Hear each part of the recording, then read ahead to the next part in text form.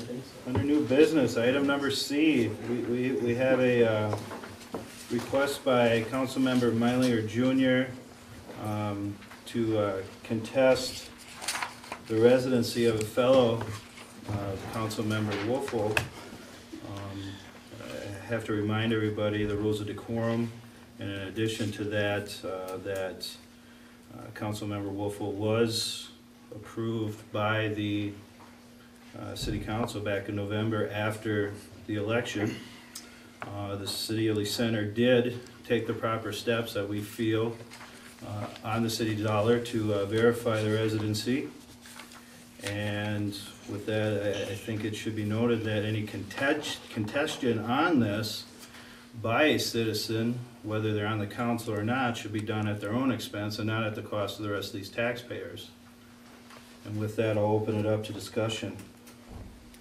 If you turn to page 42 in the packet here, that is the original letter that was sent to Attorney Moran, as well as the current council at that time, including the mayor and 3 of the council members. The letter is dated for December 26th of 2012, and basically the letter talks about that the winner was announced as Dennis Wolfel, and the City Council certified this result with the Secretary of State of Minnesota on November 13th, 2012. I had multiple people from town approach me about this particular issue, and that's kind of what got me kind of looking into it a little bit, I guess. And you know, as far as I'm concerned, Councilman Wolfel lives out on that lake property outside of the city limits of Lee Center. He does own the other property here in town, which contains both the residential property as well as his construction business property. I had approached Administrator Collins on December 12th of 2012 about this, and he had assured me that he would talk with Attorney Moran the following morning to present the information and find out, you know, what how he wanted to proceed. I ended up getting an email later on from Administrator Collins that said that evidence needed to be shown that Councilman Wolfel is not living at that residence. So on Thursday, December 20th, the only way that I could really see that would be a reasonable way to provide evidence outside of, you know, doing something that I didn't want to venture into, like sitting outside his house, something like that, you know. I didn't want to do that. I was totally opposed to doing something like that. The water bill for both my own personal address and Councilman Wolfel's is attached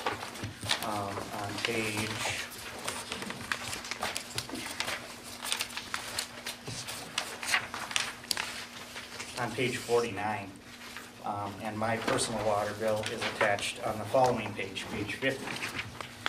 When you're comparing the two, you can see clearly on Councilman Wolfel's water bill, dating all the way back to, looks like,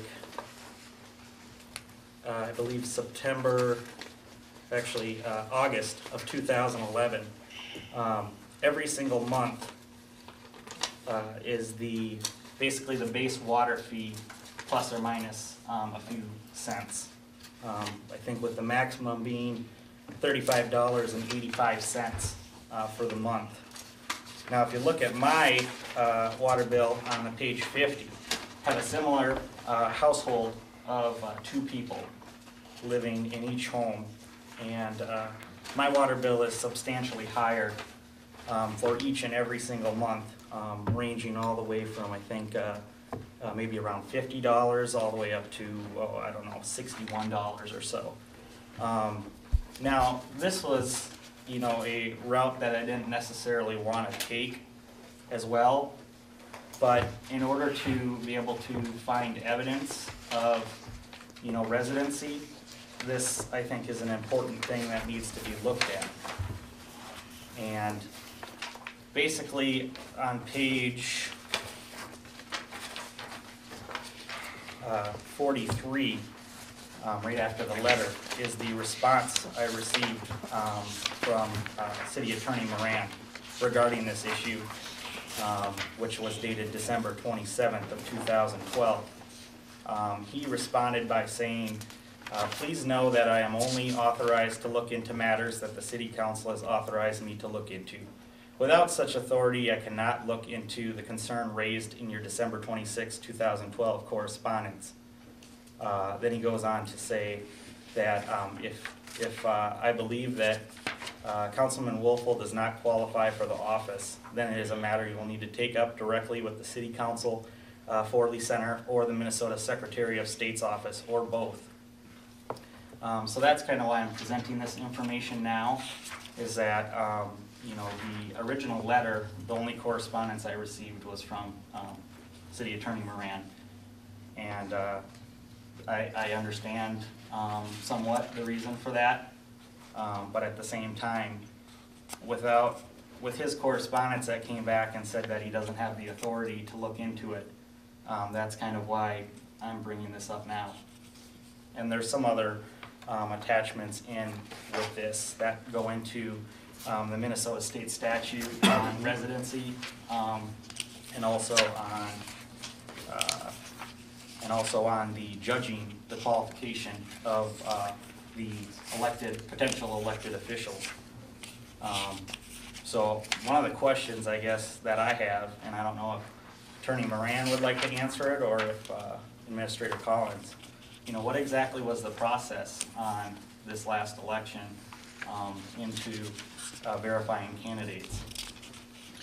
He was not a candidate. He was a write-in, so he did not fill out an affidavit of candidate. I So understand that, but the proper checks still need to be done after the fact. the election, yeah. So He that's has kind he has a property homesteaded in Lee Center. As I understand it, you asked a question, let me answer it. Okay. He has a property homesteaded in Lee Center. His driver's license address is Lee Center. He's a registered voter of Lee Center, so when he's filled out the affidavit attesting to residence before you vote, I mean, he is attesting under penalty of perjury that he is a resident of Lee Center. His driver's license is listed in Lee Center. Address on his checks, you had me check all that too. Right, I mean, everything that we had at that time indicated that he was a resident of Lee Center. And I understand that you pointed out in my email a couple of times, you sent me the letter on December 26th, and then I sent you the email on December 27th. I can't just go out and investigate people and just willy-nilly look into where people are living without authority from the council. I mean, no one on this council has the right to ask me to investigate another person. I don't have the time to do that, and then secondly, if I was to bill the council for that, somebody on this council is going to say, what's this bill about? No one authorized this. You're outside of your role, you're outside of your scope. You know, what are you doing? I don't have the power under Minnesota law or the rules of professional responsibility or anything to investigate anyone. So that's why I responded to you the very next day after you asked, that I couldn't take on what you were wanting me to do unless the council gave me that authority. And you didn't bring it up in January, so nothing was looked into.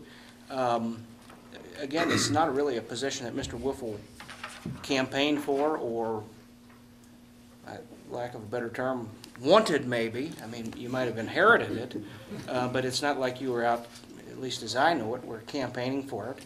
And everything that we had showed that he was a resident of Lee Center. Okay. I understand that. I understand what you're referring to when you're saying you can't just go looking into people, and that's exactly why this is being brought up now. Because before, I was newly elected, but not sworn in yet when I made this letter to you. And so I would basically, in the eyes of the law, I guess, would be considered just a, citizen of the city of Lee Center. Well, As you are now. You're a citizen of the city of Lee Yes, Center. yeah, I understand that, but I wasn't sworn in to my council position at that time, is what I'm saying. So, How would a, citizen, if they have a concern, I know they can come to the council meeting, obviously, and make that concern, but, if nothing happens after that, then where does where do you go? I think you're probably looking at going to the Secretary of State's office or hire your own attorney to look into it. Okay, well, in regards to what you were saying with the license, address, homestead property, all of that stuff, to be correct in the statement that you made, that property was not homesteaded at the time of election, just so you know. If you go back and look on page 47 and 51. 47 and 51? Sorry. Or 52? 51. Yes, yeah, 51. So on the, this is off of the LeSueur County Beacon website. This is where you can go and look up the different properties, values, all of that type of thing. Dated December 31st of 2012, that property was listed as a non-homestead residential. But that point is basically moot, because if you look back at page 47, that's a Minnesota state statute in regards to determination of residence. There's not a single part of that statute that says that you look at their driver's license, you look at where they have a property homesteaded. That really doesn't have anything to do with this whole process. Yeah. It doesn't. If I may interrupt, It doesn't. I have his property tax statement, and he was homestead in 2012. It says it right on here. This is right from the county. What day did you receive that? I went up there and got it. No, what day was it received? When you called me and asked me about this, I went up there and double-checked all the stuff I had checked back in November, and they told me then that it was homesteaded in 2012. This is mine right here that they sent me, and it says residential homestead right on it. I understand that, but look at the Beacon website. That's got a date of December 31st of 2012, says non-homestead. Then all of a sudden, on January 4th of 2013, that Beacon site is now updated to say homestead residential. So what happened in between those few days? So this Beacon website, they're the ones who determine who homesteads their property? Or is it the LeSueur County Auditor? It's the LeSueur County auditors, I think, that run the website, or assessors, I don't remember exactly. But they're the ones who update the information on there. And How often do then they this is update actually that? on a website based off of the LeSueur County website. You can get access to it. Can I say something here? Sure. On there it says yes, he's not a resident on your Beacon one. It does not. It also says on his parcel that he owns next to the lake that it is a non-homesteaded also, and it's a seasonal living establishment. It also says in your statutes, well, not your statutes, the statutes here, that says an individual does not lose residence if the individual leaves a home to live temporarily in another state or precinct. He has not shown that he has left the precinct. He has not homesteaded in another place. He has not shown us that he's moving. If he were to, now if he would have maybe homesteaded the lake lot or something, I think you might have a bigger case, but he has shown, and it also says here, and statute F on page 47 here, except as otherwise provided in this section, an individual's residence is located in the precinct where the individual family lives, unless the individual's family is living in the precinct only temporarily. I believe most of your family lives in town, do they not? Yes, they do. So I would say right there, there's not enough. If you're going on a water bill, well, I could go live up in northern Minnesota for 6 months out of the year and still come Still back here qualify. and still qualify. The statutes say very particularly here that if you look at H and L, the key word in both of those is where the individual lives and usually sleeps. So are you telling me that based on the water bill that is presented here, that somebody can live in a property without using any or little water? Well, here, can I say something on that? Because I have a meter in my house and in my office, which are side by side. If you look back and get that one, I paid $806.49 for the year. Okay. So if I'm in my office 12 hours a day, obviously I'm gonna use about half of the water there, and if I was in the house, I'd use half the water, right? Okay. Well, So- do you shower in your office? I got a full, everything's in there, bathroom, everything in my office. Go back to what you're referring to, the statutes. Mm-hmm. Where in the statute does it say, where do you take a shower, where do you use the restroom? It doesn't say anything about that, but what the point I'm trying to make by that is where you usually sleep is usually considered your residence, Well, right? what evidence do we have there? There is no evidence there, but the All evidence right, is well, in the then water it's a done bill. deal. The water bill doesn't indicate where an individual sleeps. A water bill indicates where somebody takes a shower and uses the facilities, Exactly. washes dishes, Mm-hmm. okay? So you're saying you can live somewhere without using any water? The statute doesn't reference. What if I this choose to water. go out in my backyard and take a leak, and then I get a ticket from Bob for public urination? Now, seriously, this is I'm a- being serious. Yeah, this is a common sense thing. If you look at it, I mean, you can't live somewhere without using any water, please, come, you know. We have evidence of water use right here. That's enough, yeah, that's in his office, that's, you know, that's fine, you don't live and sleep and shower there. I don't have any kids that would be in my house where my office and my house is. So nobody's using that. Once we leave that in the morning, everything is in our office, our bathroom, our sink, everything. We got a kitchen sink in there. Well, you know, if you, the rest of the I'm not council gonna here. argue about it. Yeah. What else besides water use do we have? What other issue besides water, what other evidence do we have besides water? Well, you know, I think you had made the comment when we had talked on the phone about like, you know, camping out outside his house. I will not do that. I will not do that. That is not right to Councilman Wolfo, that is not right to me. And so this is pretty much what we've got. Well, but I mean, the evidence that we do have is, he filed the affidavit attesting to where he's voting as his residence. We've got his driver's license issue with his residence. We've got his homestead with his residence. He gets mail at his residence. I mean, everything but water use seems to indicate that that's where his residence is at. So I'm just asking you, do you have any other evidence besides water use? I didn't really think that there needed to be anything else, to tell you the truth. That's a pretty telltale sign, in my eyes at least. I live at my home. Well, it Whenever says- I'm not at work, I'm at my home. You can see it on the water bill. I'm at home, you know. It just, I would think that there would be a simple connection there to see, outside of trying to stalk somebody, is what I'm saying. It sounds like you said that his use was around $690-some. It sounds like Denny is saying that his use is $800 or something. Yeah, it was $806.49. Okay, every business in town uses water. You know, when you're Where at. did you get your figures, Denny, for water use? Off Did you of get our that from bills. Chris? Off of our bills that were paid Okay. every month. All right, and I haven't seen what you've got there. Has anyone else, have you shared that with the rest of the council?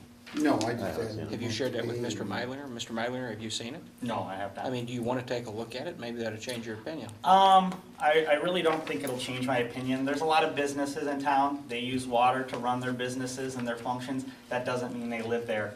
And, you know, for that to be true, somebody that owns a business here in town that actually lives, let's say, over in another town, could say that that is their residence. Sure. So that, under this logic, is what I'm Yeah. saying. If it's homesteaded and they have a driver's license that indicates that's their residence and they receive mail there and they're a law-abiding tax-paying citizen, yeah, you are absolutely right.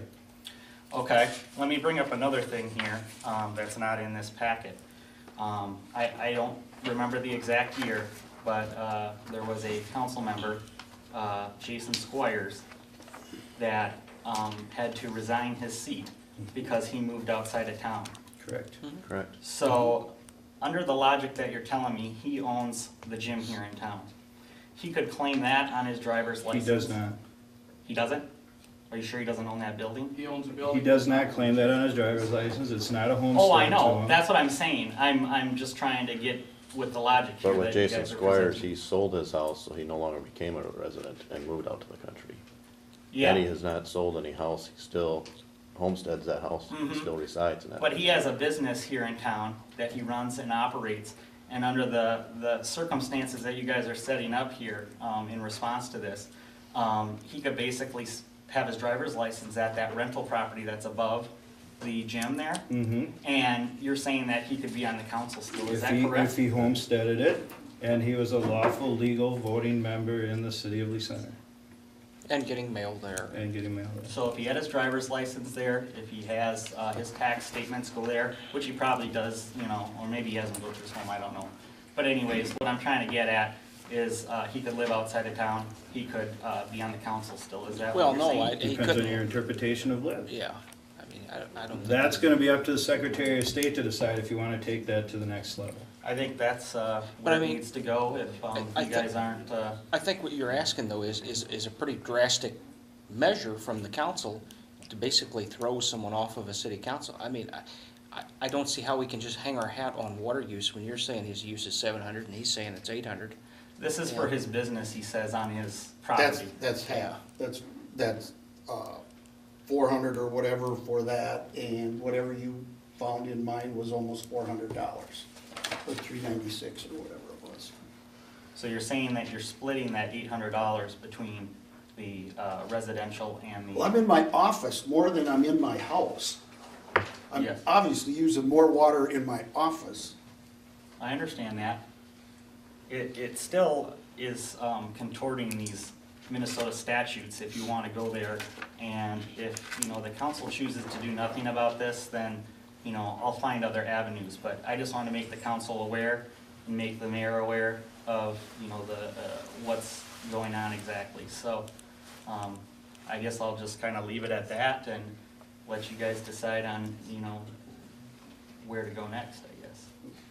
You have to put into a motion what you are requesting.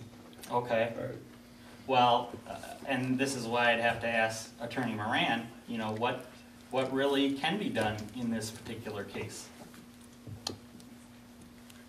As a council, I mean. I mean, I think I put that fairly clear. I mean, you can hire your own attorney, you can go to the Secretary of State, you can ask this council to remove Dennis Wiffle. Okay. Well, I think that's where it needs to go. I think I'll make a motion to remove Councilman Wolfle. Okay, so we have a motion on the floor to remove Councilmember Wolfle from the Lee Center City Council. Is there a second? Is there a second? And is there a second? By failure to second, the motion fails.